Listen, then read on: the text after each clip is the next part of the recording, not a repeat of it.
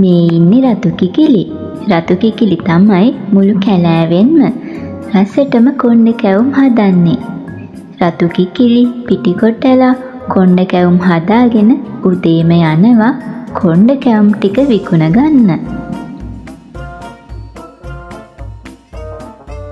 රතු කිකිලි මට කොණ්ඩේ කැවුම් දෙකක් දෙන්නකෝ.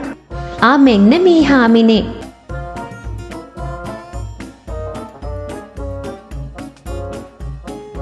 මේ රතු කිකිලි නැකම් මං බලාගෙන ඉති. මටත් කොණ්ඩේ කැවුම් පහක්ම දෙන්නකෝ. මෙන්න කූරු.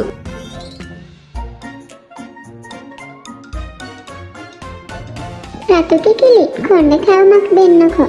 පිනුම් හාමිනේගේ වෙලාව හොඳයි. මෙන්න අන්තිම කැවුම. ඉතින් කවදාවත් රතු කිකිලිගේ කැවුම් වට්ටියේ කැවුම් ඉතිරි වුණේ නම් නැහැ. කැලේ සත්තු හැමෝම වගේ රතු කිකිලිගේ කොණ්ඩේ කැවුම් මිලදී ගන්න පුරුදු වෙලයි හිටියේ. මේ ඉන්නේ කහ කිකිලි. කහ කිකිලි නම් රතු කිකිලි වගේ නෙමෙයි. කහ කිකිලි හරිම කපටි නිසා එයාට යාළුවෝ හිටියෙත් නැහැ.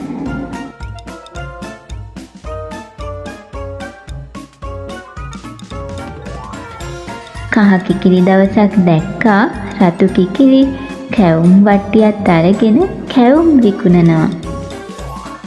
රතු කිකිලි මටත් කැවුම් පහක් දෙන්නකෝ. හැබැයි අද නම් සල්ලි නෑ. මං හිතා අනිවාර්යෙන් දෙන්නම්. අනේ කහ කිකිලි ණයට නම් කැවුම් දෙන්න බෑ. ඔයා ගිය සතියේ ගත්ත කැවුම් 10 සල්ලිත් අද වෙනකම් දුන්නේ නෑනේ. මං යනවා. ලැජ්ජ හිතුන කහ කිකිලිත් යන්න පිටත් වුණා. මේ සිදුවීම දිහා ගහකට මුවා වෙලා නරි හාමිනේ බලාගෙන හිටියේ. මේ ඇහුණද කහ කිකිලි ඔහොම ඉන්න?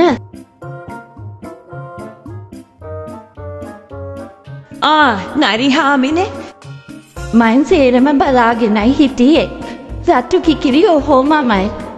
මටත් කැවුමක් දුන්නේ නෑ නිල්ලුවට.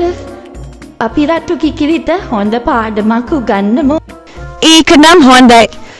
ඒත් කොහොමද නරි හාමිනේ? අපි කැවුම් විකුණමු. කැවුම් විකුණන්න අපි? ඔන්න මන් නම් කැවුම් කන්න මිස හදන්න නම් දන්නේ නෑ නරි හාමිනේ. අයියෝ මං කැවුම් හදලා දෙන්නම් කහ කිකිලිට විකුණන්න. අනික මං රසට කැවුම් හදන්න දන්නවා. ඔන්න ඉතින් පහුවෙනිදා උදේම නරි හාමිනේ හදා දීපු කැවුම් වට්ටියක් අරගෙන කහ කිකිලි ගම පුරාම ඇවිද්දා. ගමේ හැම කෙනාම වගේ කහ කිකිලිගෙන් කැවුම් මිලදී ගත්තා.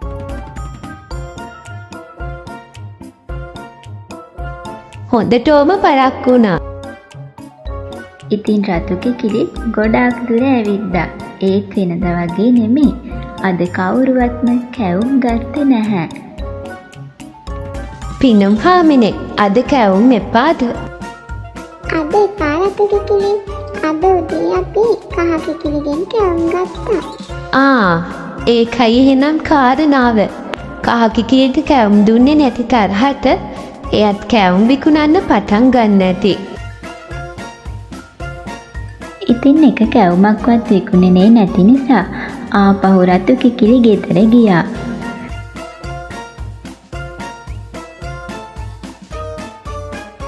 ඔන්න ටික වේලාවකට පස්සේ කහ කිකිලි දැක්කා එයාගේ ගේ දිහාවට ගමේ සත්තු පොලිමක්ම එනවා. කහ කිකිලි මොනාද මේ කැවුම්? ගයිගෙඩි වගේ හපන්නන් බෑ. අපිට නම් එපා මේ කැවුම්. ඕ අපරාධේ. අපි අද රතු කිකිලිගෙන් කැවුම් ගත්තෙත් නෑ. රතු කිකිලි වගේ රසට කාටවත්ම කැවුම් හදන්න බෑ. ඉතින් කහ කිකිලිගෙන් කැවුම් ගත්ත හැම කෙනෙක්ම කැවුම් ටික ආපහු කහ කිකිලිටම ගෙනත් දුන්නා. මේ මොකද මේ උනේ? බලමු කැවුමක් කාලා. අපෝ මේ කැවුම් කොහොමද කන්නේ? කන් කෙඩියක් වගේ. හරිම තදයිනේ. එහෙනම් නරි හාමිනේ මාව රැවට්ටුවා නේද? මේ කැවුම් ටික නරි හාමිනේටම ගිහින් දෙනවා.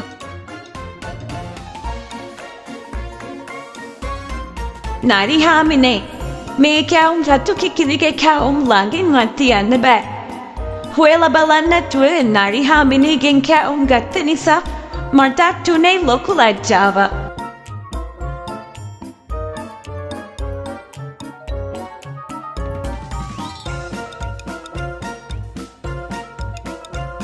ඉතින් ගමේ සත්තු ආපහු රතු කිකිලි හොයාගෙන ගියා. රතු කිකිලිගේ රසමරස කොණ්ඩ කැවුම් සේරම සත්තු මිලදී ගත්තා.